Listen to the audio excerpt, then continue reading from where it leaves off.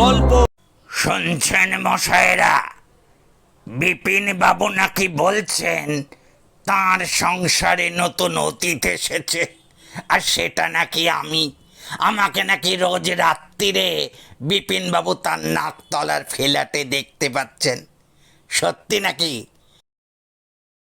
বিপিন বাবুর বউ হরিমতির খুব শখ ছিল একখানা বাগানওয়ালা বাড়ি করবেন, কিন্তু কলকাতায় জমির যা দাম তাতে বাগানওয়ালা বাড়ি করার মাটি ছাপোষা বিপিন বাবুর নেই।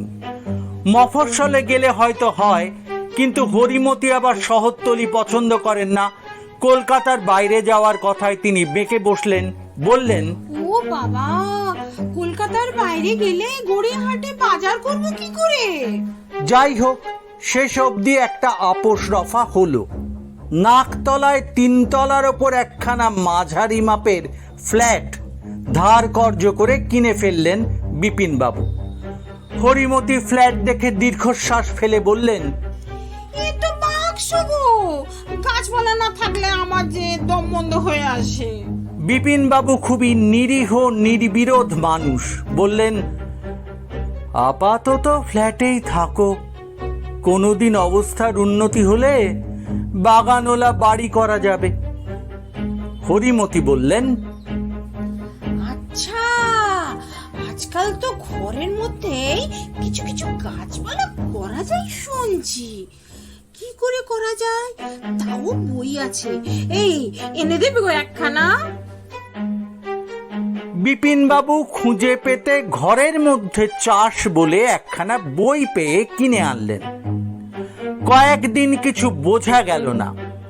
দিন 7 পর একদিন অফিস থেকে ফিরে বিপিন বাবু দেখলেন তাঁর স্ত্রী হরিমতি আর 10 বছরের ছেলে রাহুল আর 8 বছরের মেয়ে পুঁচকি বাইরের ঘরের একধারে মেঝের ওপর স্তূপাকার মাটি বিছিয়ে মাটির ওপর ঘাসের চাপড়া বসাচ্ছে। বিপিন বাবু আঁতকে উঠে বললেন, এ কি, বৈঠকখানা যে নোংরা হয়ে গেল। হরিমতি হেসে বললেন, নোংরা হবে কেন? ঘাসের চাপড়া ঠিক মতো বসায়, তারপর দেখবে ঘরটা লন বলে মনে হবে। বিপিন বাবু নিরীহ মানুষ, অস্ফুট কণ্ঠে শুধু বললেন, দুর্গা দুর্গা, দুর্গতি নাশিনী মা। বাস্তবিকই দিন 2 পরে বৈঠকখানাটা একেবারে লন বলেই মনে হতে লাগলো। সোফা সেট বিদেয় করে দিয়েছেন হরিমতি। অতিথিরা নাকি এসে ঘাসের ওপর বসবেন, সেটা অভিনব একটা ব্যাপারও হবে। বিপিন বাবুর অস্বস্তি হচ্ছে, কিন্তু কিছু বলতে পারেন না। হরিমতি চটলে কুরুক্ষেত্র হবে। কয়েকদিনের মধ্যে দেখা গেল লনের চারদিকে নানা বাহারি ফুল গাছের চারা বসে গেছে। দেওয়ালের একধারে একটা টবের ভেতর থেকে একটা লতানো গাছ দেওয়াল বেয়ে উপরে উঠবার চেষ্টা করছে।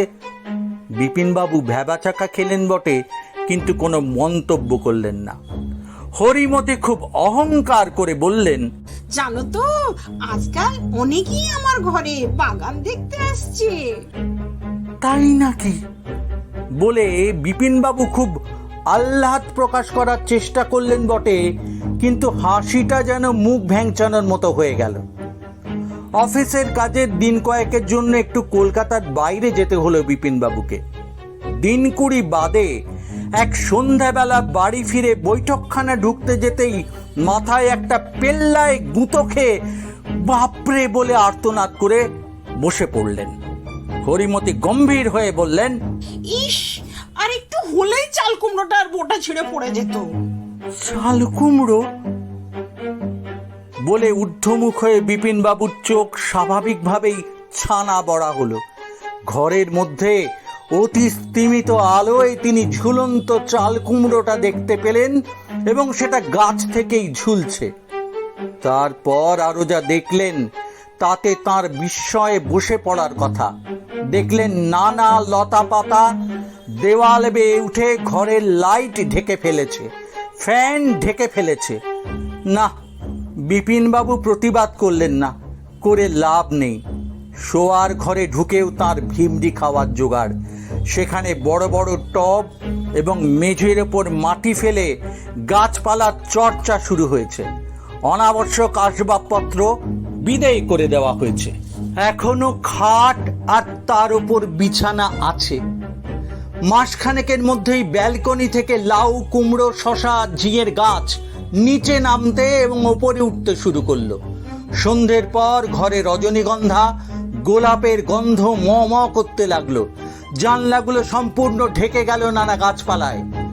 সকাল থেকে পাড়া প্রতিবেশীদের এবং তাদের সূত্রে আরো দর্শনার্থীদের ভিড় জমে যায় ফ্ল্যাটের সামনে। না, তা বলে তারা হুড়মুড় করে ফ্ল্যাটে ঢুকে পড়তে পারে না।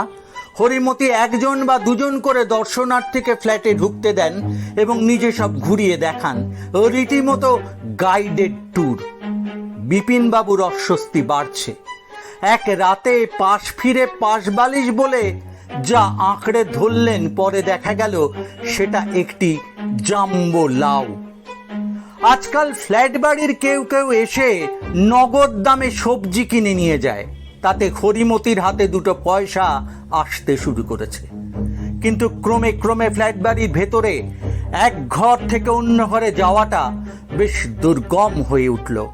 ঝোপঝাড় ঠেলে উঠছে, কোথাও কোথাও বেশ বুক সমান উঁচু গাছপালা।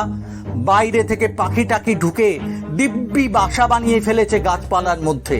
পুঁচকি আর হাবুলের পড়াশোনার 12টা বাজার জোগাড়, কারণ তাদের পড়ার টেবিলের ওপর কাঁকরোল, করলা ইত্যাদি ফল আছে। বইয়ের র্যাকে পুঁই ডগা বাইছে। দিনে রাতে ঘরের মধ্যে নিশ্চিন্দ্র অন্ধকার। লাইট জ্বাললেও আলো হয় না, কারণ আলো গাছপালায় ঢাকা পড়ে গেছে। বিপিনবাবু একদিন খুব সাহস সঞ্চয় করে হরিমতিকে বললেন, কাজটা কি ঠিক হচ্ছে? হরিমতি অতি উৎফুল্ল হয়ে উঠে বললেন, ওগো, সরকার থেকে আমাকে প্রাইজ দেবে। কাল সকালেই মন্ত্রী আসছেন আমার বাগান দেখতে। তা বাস্তবিকই মন্ত্রী এলেন, সঙ্গে বিশাল আমলা পুলিশ বাহিনী। ঘরের ভেতর ঢুকে চারদিক টর্চ মেরে দেখে মন্ত্রী মুগ্ধ। তারপর টিভির লোকজন এসে ছবি তুলল, হরিমতির ইন্টারভিউ নিল। সেদিন বিকেলে রবীন্দ্র সদনে হরিমতিকে কানন রানী উপাধিতে ভূষিত করে একটা রূপোর কাপ দিলেন মন্ত্রী। বিপিনবাবু খুশি হবেন না দুঃখিত হবেন বুঝতে না পেরে অবশেষে খুশি হবেন বলেই ঠিক করলেন। পরের সেশনে ছেলে হাবুলকে একটা আশ্রমিক স্কুলের হোস্টেলে আর মেয়েকে শারদেশ্বরী আশ্রমে দিয়ে এলেন। বিপিনবাবু আর হরিমতি ভালোই আছেন। তাদের ফ্ল্যাট বাড়িটাকে লোকে হরিমতির সবজি বাজার বলে অভিহিত করে। ফ্ল্যাট বাড়ির মধ্যে বিপিনবাবুর সঙ্গে হরিমতির মাঝে মাঝে দেখাও হয়ে যায়, কখনো ঝিঙে মাচানের তলায়, কখনো গোলাপ ঝাড়ের পাশে, কখনো লঙ্কা খেতে। বিপিনবাবুর কিছু একটা বলতে ইচ্ছে যায় হরিমতিকে, বলি বলি করেও বলেন না। একটা দীর্ঘশ্বাস ফেলে গাছপালার মধ্যে গা ঢাকা দেন। একদিন মাঝরাতে উঠে বাথরুম যাওয়ার জন্য খাট থেকে নামতে গিয়ে একটা ফোঁস আওয়াজ শুনে হাত করে পা টেনে নিলেন বিপিনবাবু। সাপ নয় তো, টর্চ জেলে একটা কালো মতো লেজের অংশও যেন দেখতে পেলেন ঘাস জঙ্গলে। তারপর একদিন হঠাৎ রাত 12টায় পাশের ঘরে একটা হুক্কা হুয়া শব্দ পেয়ে উঠে বসলেন বিপিনবাবু। ব্যাপারটা কি, শিয়াল ডাকছে নাকি? মাস দুয়েক পরে নিশুত রাতে একটা গর্জনের শব্দে ঘুম ভেঙে উঠে বসলেন বিপিনবাবু। বুকটা ঝকঝক করছে। কিসের ডাক? জেগে উঠে নির্ভুল ডাকটা শুনতে পেলেন। ঘরের জঙ্গলে বাঘ ডাকছে। বিপিনবাবু বিড়বিড় করে বললেন, দুর্গা দুর্গা, দুর্গতি না আসিনি। পরদিনই হরিমতিকে বললেন, ওগো চলো আমরা অন্য কোথাও যাই। হরিমতি একগাল হেসে বললেন, আমার বাগানের এখন কত নাম, আর শুধু কি বাগান, বন্যপ্রাণী সংরক্ষণের জন্য আমাকে নাকি কেন্দ্রীয় সরকার প্রাইজ আর পদ্মশ্রী দেবে। বিপিনবাবু আর কিছু বলার সাহস পেলেন না। বলার আর কি বা থাকতে পারে। গল্পটা ভালো লাগলে লাইক করবেন, শেয়ার করবেন আর সাবস্ক্রাইব করবেন কেমন?